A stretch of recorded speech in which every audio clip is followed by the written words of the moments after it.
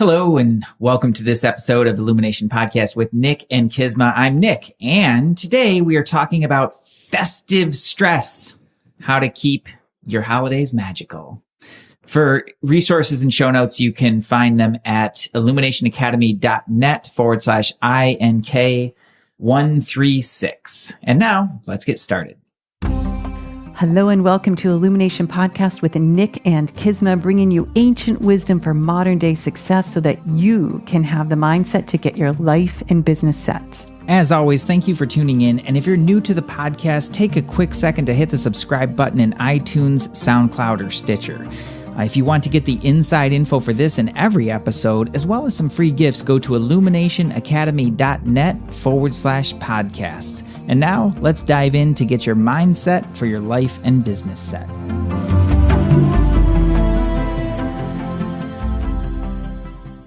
Hello. Hello. It's that time of year. It is that time of year. We're recording right before Thanksgiving. Are you a Christmas music kind of gal? It's already set in the car. Is it really? I did it yesterday. That's so funny. Yeah. I haven't heard it around the house. You don't usually listen to music around the house. I know. though. I think we could have more music around the house because we do. We have ohms playing continuously. We do. Yeah. Yeah. I think some of the music I like to listen to is a little agitating to you. Sometimes it is. Yeah. So, But we could do holiday music. We could totally do holiday We got to music. take one of our little Bose things to New York so we can have holiday music. I personally, I like the traditional stuff, but I really enjoy like jazzy holiday. Yeah, I know. Yeah. Is that okay with you? Some of it's okay. What are you into? I don't know. I like it when it's in the car. It reminds me of my dad, because he'd turn it on when he was driving his car, like in the holidays, and I had it on. I was like, I'm thinking of my dad. Yeah. And it's funny that comes up right off the bat is I think that's one of the interesting things around the holidays that can be stressful for people is these are family times or times that you would have spent with people who were closest to you. And some of those folks are no longer with us or things have transitioned in our life in a way that it's just not the same as it used to be. And that I think that can start to bring things up for people just to right out of the box. Yeah. It's like we lose our footing on the holidays. We're out of balance. Kind of like trying to navigate, well, what's it going to look like this year? Dad's not around, mom's not around, so-and-so's traveling. There's a whole bunch of things that play a part. And all of a sudden, when we imagine the holiday table, whether it's Hanukkah, Christmas, any holiday, it's like, it looks different. Yeah. And then we get a little worried. Yeah. Yeah. Or a little sad, which is okay. I think it's okay to be sad. Yeah, I think so too. Mm-hmm. Now, the holidays as a musician for me, this was always a particularly kind of fun, but also stressful time of year. There are more gigs and playing a lot of gigs. I remember the very first time I had a full on like panic attack, tears and all was. Sorry, I didn't mean to laugh. Jeez. It's been a long time. But it happened during the holiday season. Oh. And it was just everything started to pile up on me all at once. And I just remember, I was sitting in my office at the Detroit Symphony, and we had a bunch of auditions coming up in the new year. I had all these gigs and a ton of different music to prepare and all this different stuff moving in a million different directions. And I was like trying to make order of it in my head and I just couldn't. And I literally just got up. The orchestra was rehearsing. So, my boss wasn't in the same office. He was down on stage and I just got up and I closed the door and I locked it and I sat down in my chair and I started to cry. Aww. And it was just like, oh man, like had to get it out. I didn't know like what a real panic attack was like, but I really just felt paralyzed. Right. And it was like, after that happened, I got on the phone. I called my dad.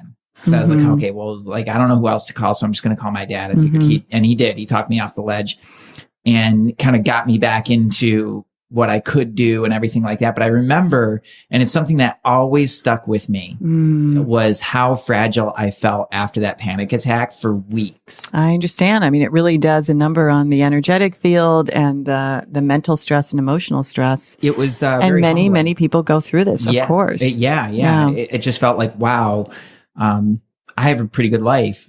And I didn't know how close I was at the time to just really breaking down in some ways that I just had never seen. And I just felt really fragile, really vulnerable from it. And it's just something that I always remembered with me and something I bring with me into every holiday season since then. This is years ago. This is probably easily 15 years ago. Yeah. And you can still feel it, right? When you go back. Mm-hmm. And when I look around at people at this time of year, I can see it on them.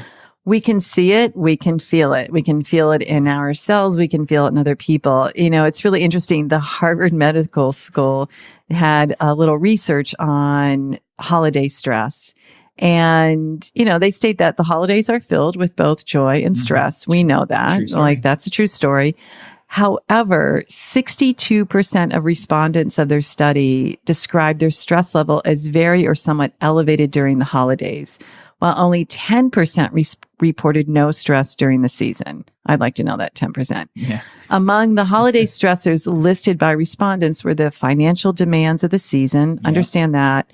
Negotiating the interpersonal dynamics of family. And I think that's on a rise because we have so many mixed families. Yeah. And maintaining personal health habits and exercise. In other words, not going to the holiday party and downing 3 martinis when you usually don't drink that much. Wait, say that last part one more time. Maintaining personal health habits. Yeah. Okay. And the interpersonal family relationships. Okay, I can totally see and that. I think that's, so it's sort of they all layer in circle, right? It's like, okay, say you're relatively happy. We're not saying don't drink, but I think what happens is when the other stresses, the worry of shopping or the financial obligations, or you have a mixed, a family that has 5 sets of in-laws. I don't know, like everyone's supposed to try and see each other and you get stressed and all of a sudden you're at the office party. You're like, I think I'm just going to have 2 more drinks or it builds up.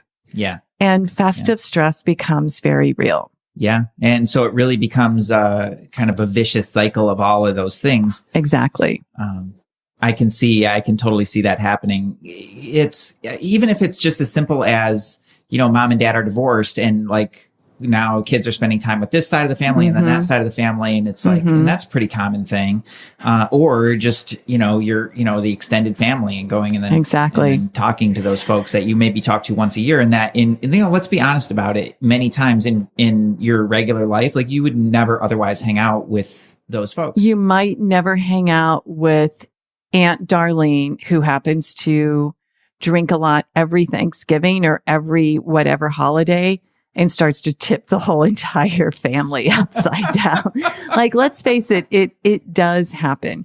And here's another really interesting study from the New York Post. This one just cracked me up in a way. It said, for anyone feeling less than on top of things, the turning point Santa would not be happy with this. Santa is, I'm sure, not happy.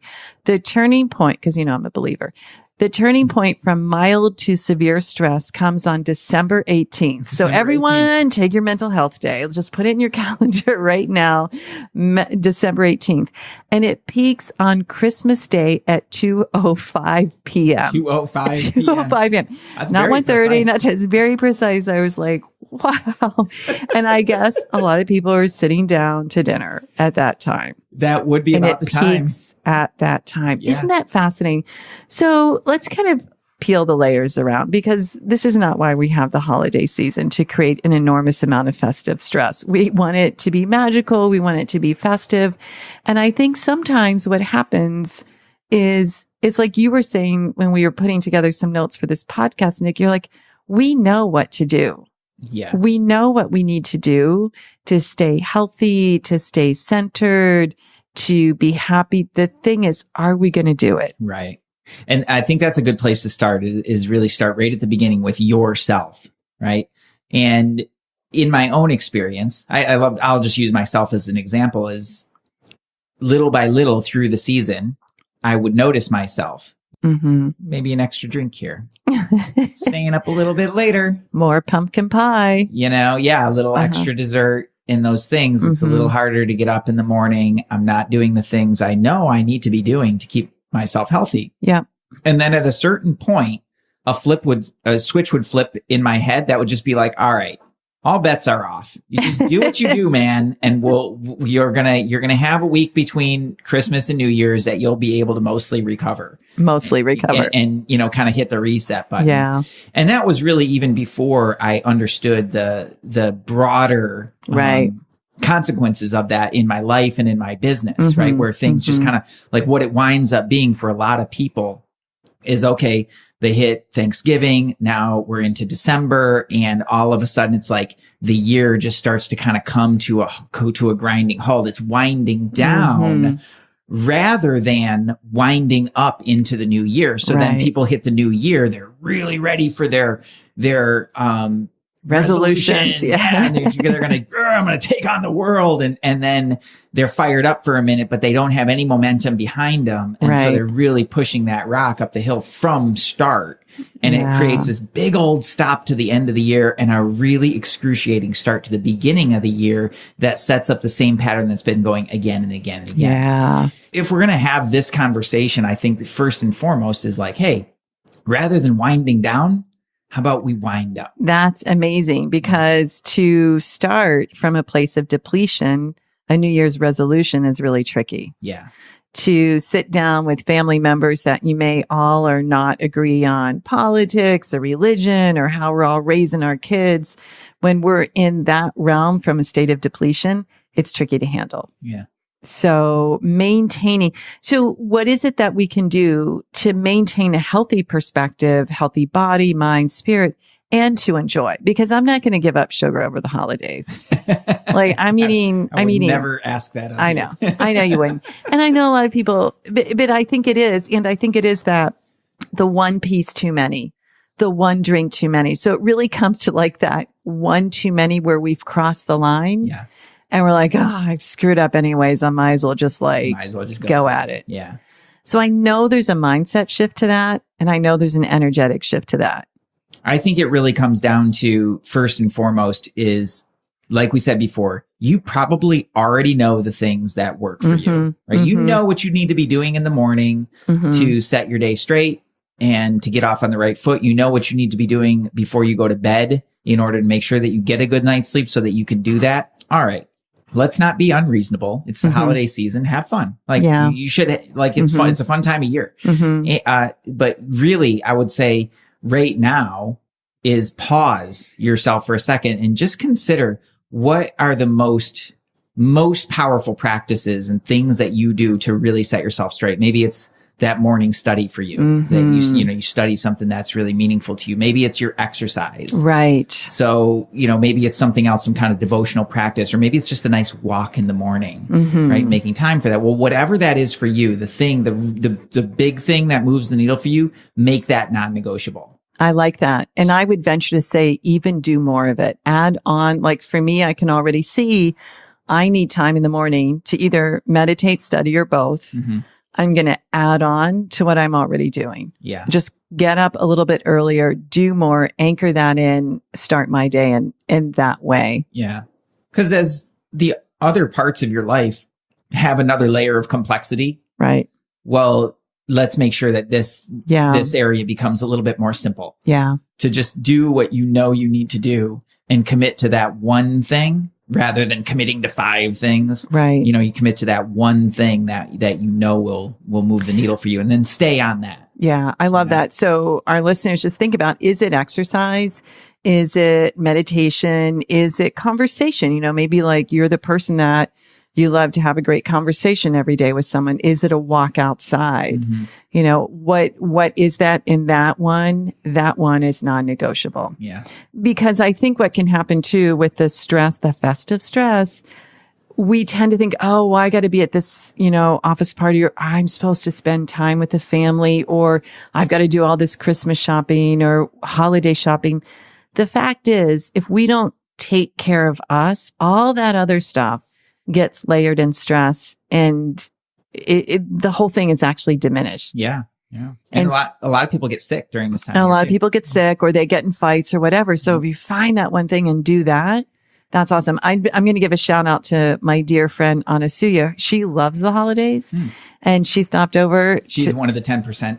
She's one of the 10%, probably has the elevator that I wanted to know. I just realized it's her. So she stopped by the office the other day, and she had the cutest Thanksgiving romper on. And she looked like super hot and amazing. I was like, only you could pull that off. So if you're the person that's got to have the romper, or do it. Like, just do it. If that brings joy, because it's like, that's what we want, right? In the holidays, joy. That's so funny. I know. I just love it. So shout out. I'm sorry. Hopefully she's listening. I can't believe that. Is that on your Instagram? I don't know, but we'll make sure we get photos. I'm sure she's going to have a Christmas one too. So that also takes me to the thought of then, in what way do we manage the people around us over the holidays? Because we know, I think all of us, except for that 10%, according to the New York Post, that happens to have no increase of stress at all.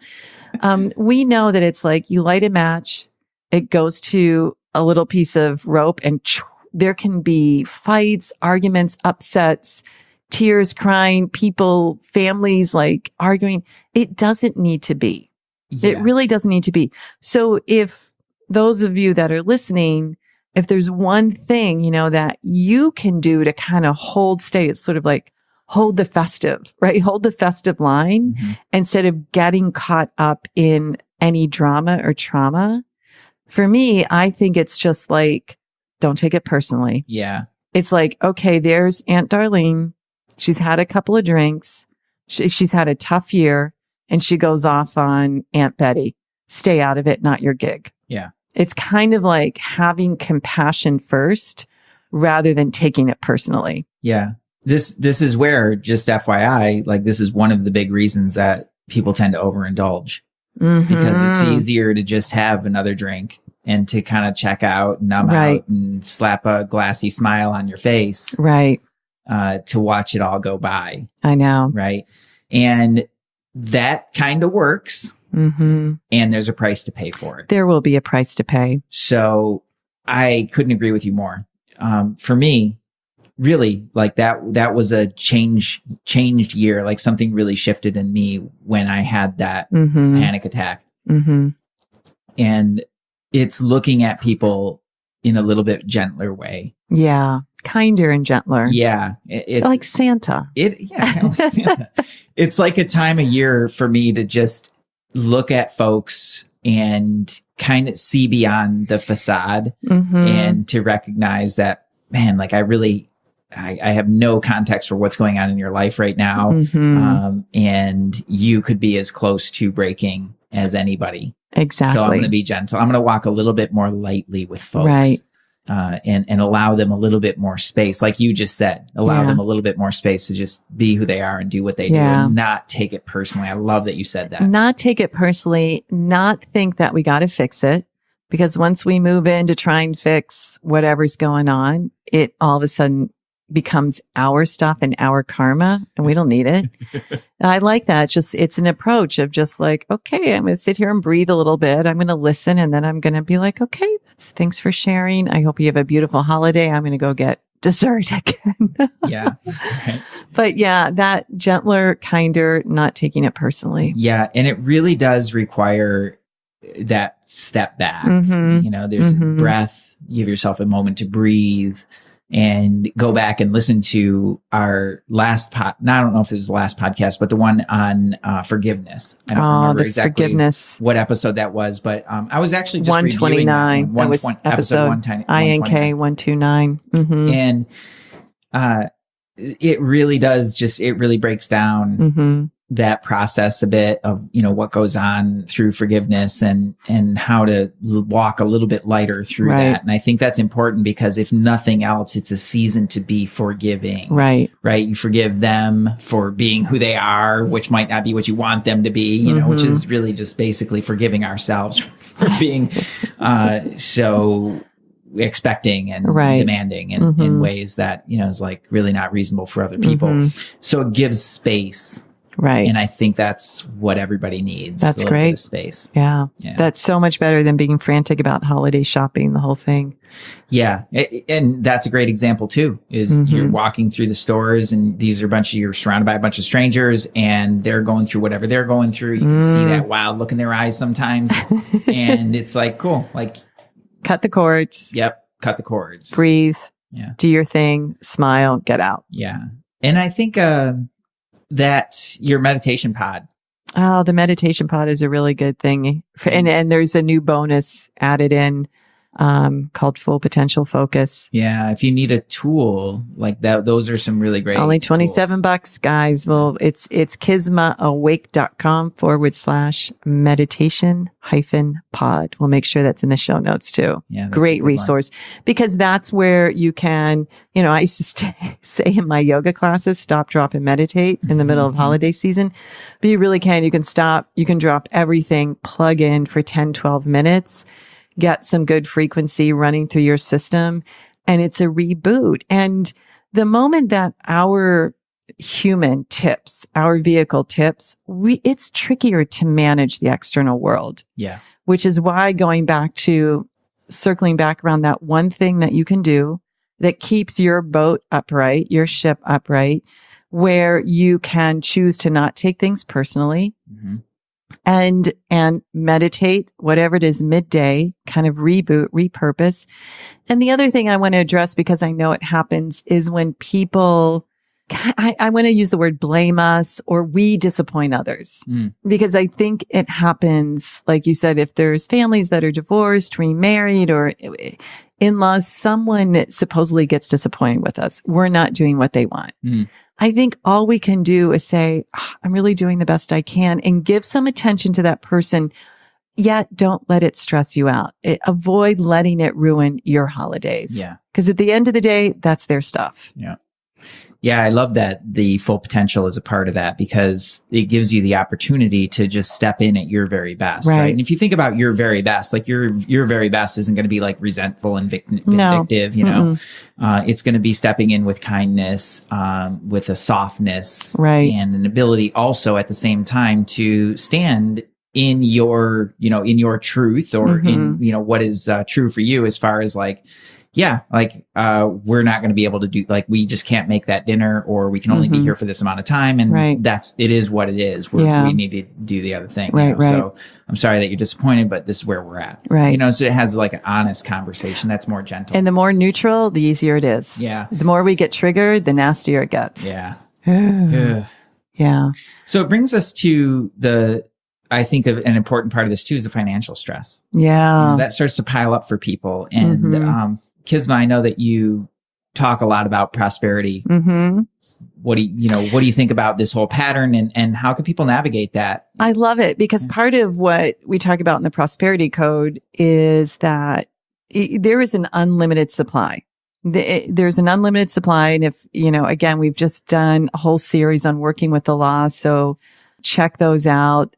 But I also know that true prosperity is about spending wisely. So if we dump a bunch of money on gifts just to kind of fulfill an obligation, it actually isn't quite a prosperous exchange. Buying something with intention is a prosperous exchange. And that often means that you can spend less. Like if people don't go to bookstores a lot anymore. And I think a really cool gift is when you go to a bookstore, pick out something that you think, I think this person's really going to love it.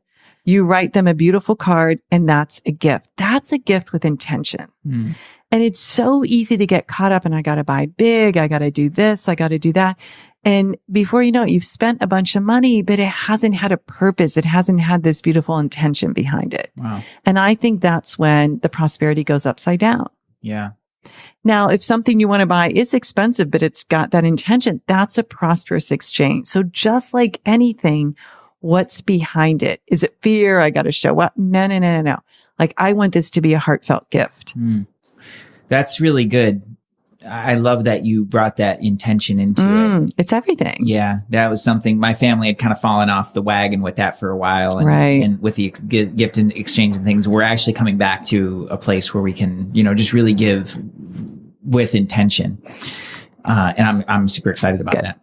Now, you brought up another really interesting point, is where there is that kind of stress around what people are spending or what's going out.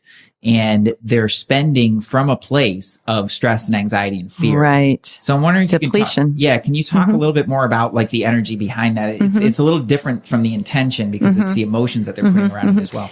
Well, anytime we approach, whether it's money, whether it's love, whatever we're looking at from fear and anxiety, it depletes the prosperity around it. So it's a depleting energy and mindset. And most things that we do out of fear and anxiety and worry really don't work out well. So it's, again, getting super clear what it is you want to do, what it is you want to give, and making sure that's in alignment. And then going from there and having this sense of like gratitude. Like, this is such a cool idea. Like, it's the holidays. I'm so grateful. Or universe, thank you for this prosperity. God, thank you for this prosperity. Like, avoid leaving out gratitude because that is essential. Just go back last week's episode, right? That builds all the prosperity. It's kind of like, I'm so grateful that I'm able to give this gift. Right. You know, whether it's a card or a book or an expensive piece, whatever it is, I'm grateful. Yeah, I'm grateful and giving freely. I think that's the thing is like it's just a free attitude of giving. Right. It's a beautiful thing. I think, you know, just in the broader scheme of things, I don't think it's cool necessarily that the holiday season becomes super materialistic. I know. However, now I do want to say though, I think it's a beautiful thing that attitude of giving creates prosperity. great prosperity, you know, for our economy in the whole. Right. And I think that's a beautiful thing. And I think you can certainly look at it as, oh, it's, you know, it's really, you know, it's really capitalistic or materialistic or anything like that. Or you can look at it as like, wow, like this is what's possible when we really step into the spirit of giving. Exactly. And it generates an incredible amount of prosperity across the board. I love it. Which I think is cool. I think it's super cool. Yeah. So festive stress, everyone, does not need to happen. Just to kind of loop it back around, make sure you do that pick one thing. If you're that kind of person that can get 3, awesome, good for you. But everyone, let's pick one thing that we know we absolutely are required to do and do more of that. Yeah. Yeah. It's a time for hacks. It's a good season. Yeah, it is a season for hacks. Getting your hacks in, just because it's a little bit more chaotic. So the meditation pod is a great hack for that. It really is. Know? And then you know, like you already know. So just come back to what you know works. If you need some help with that, need some guidance, you can certainly drop us a line. We've got all kinds of ideas. info@sourcemovement.com. And you can get a little bit more clarity on what might work for you. Be happy to help you with that. And then the other thing, avoid taking things personally. And I like what you said, Nick, is like, be more gentle with people. Ugh. Give them some space. Yeah. I mean, if we all do that, Santa's going to be proud. Santa would be proud. Yeah. Let's make Santa proud, everybody. Thanks for being here. And from both of us, definitely a happy, healthy, wonderful holiday season. Namaste. Peace.